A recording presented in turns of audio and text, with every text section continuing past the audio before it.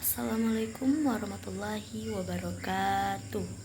Perkenalkan, nama saya Risma Leni. Saya dari kelas PGMI 4A1. Baiklah, di sini saya akan menjelaskan tentang jenis-jenis karya ilmiah. Baiklah, ada beberapa jenis karya ilmiah. Yang pertama yaitu ada makalah, yang kedua ada laporan penelitian, yang ketiga skripsi, yang keempat tesis, yang kelima disertasi, yang keenam artikel ilmiah, dan yang ketujuh kerja kerja, dan yang kedelapan esai ilmiah. Baiklah, adapun yang pertama yaitu makalah. Karya ilmiah sederhana yang membahas suatu topik tertentu, biasanya ditulis oleh mahasiswa sebagai tugas kuliah, mengandung argumen, data, dan analisis singkat. Baiklah, yang kedua yaitu laporan penelitian.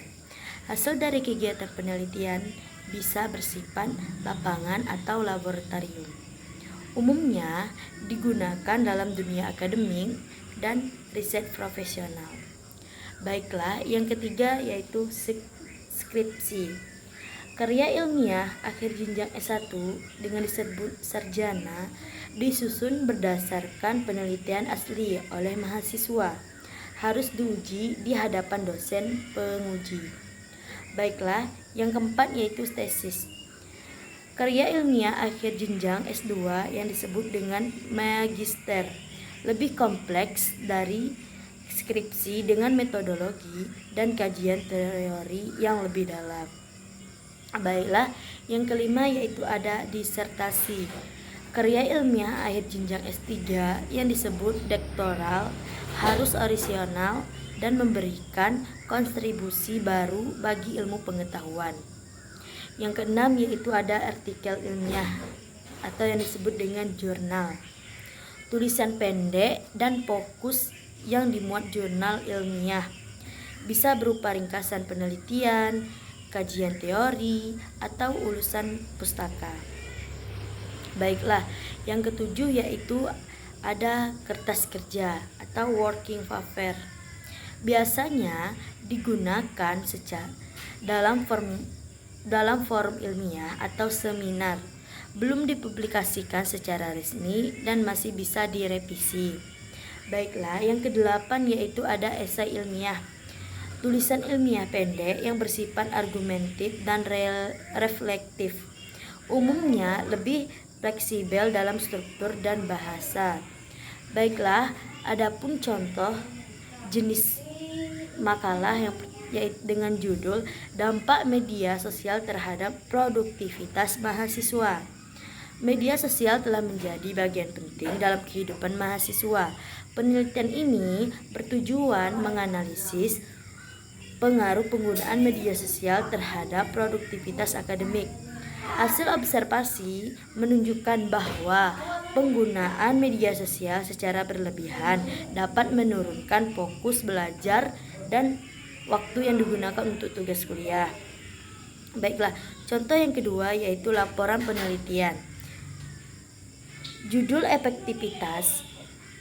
Dengan judul efektivitas metode pembelajaran daring pada siswa SMA.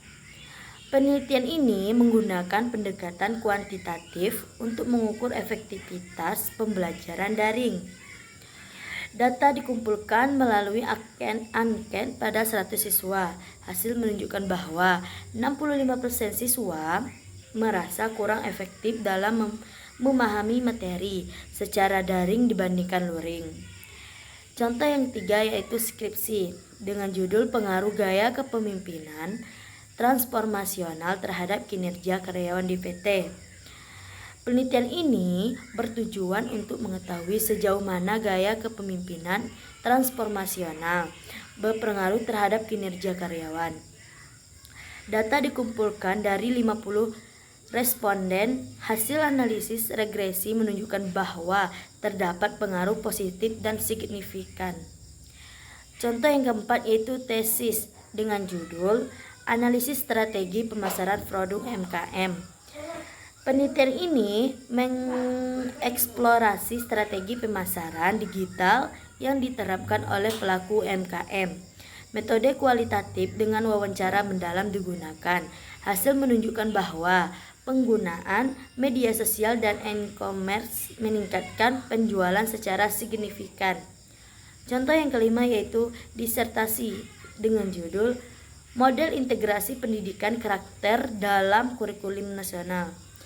Disertasi ini mengembangkan model teoretis untuk integrasi pendidikan karakter dalam kurikulum nasional.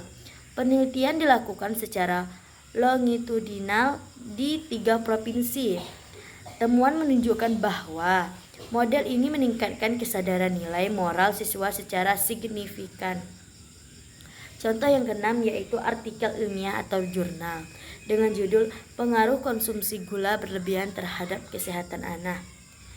Artikel ini membahas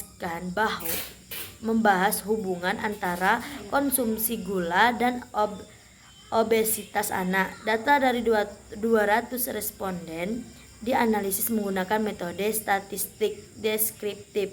Hasil menunjukkan korelasi positif antara konsumsi gula tinggi dan indeks massa tubuh. Contoh yang ketujuh yaitu kertas kerja dengan judul Perkembangan AL dan dampaknya terhadap dunia kerja di Indonesia. Kertas kerja ini membahas potensi AL dalam menggantikan pekerjaan manual. Diskusi ini disiapkan untuk Seminar Nasional Teknologi, masih dalam tahap awal dan akan dikembangkan menjadi artikel jurnal. Contoh jenis yang ke-8 yaitu esai ilmiah dengan judul Mengapa Literasi Digital Penting Bagi Generasi Muda. Di era digital, kemampuan memahami informasi secara kritis sangat penting. Esai ini mengajak pembaca merenung mengenai peran literasi digital dalam membentuk masyarakat yang cerdas dan bijak menggunakan teknologi. Mungkin hanya ini yang dapat saya sampaikan tentang beberapa jenis karya ilmiah. Kurang lebihnya saya mohon maaf. Wassalamualaikum warahmatullahi wabarakatuh. See you.